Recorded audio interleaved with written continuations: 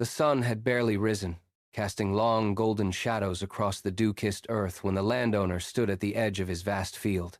He gestured to a group of men waiting by the dusty road, their tools leaning against their knees. They spoke quietly, eventually agreeing on a single silver coin for a full day of hard labor.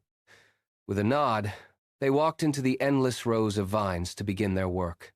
By 9 in the morning, the owner returned to the bustling market and hired more men. He did the same as the sun reached its zenith at noon, and again at 3 in the afternoon. Finally, at 5 in the evening, with the shadows stretching long once more, he found others standing idle. "Go into my vineyard," he told them. They followed, even as the day was nearly spent and the air began to cool. As the sun dipped toward the horizon, the foreman gathered everyone for payment. The men hired at 5 o'clock stepped forward first. To the surprise of all, each received a full silver coin. The men who had been there since dawn watched closely, their faces tightening with anticipation. They stepped up next, expecting more for their endurance. Yet, they were handed a single coin each. One worker dropped his coin into the dirt in disbelief.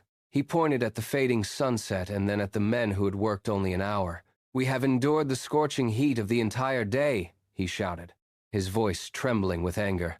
"While these others have barely broken a sweat, how can this be fair?"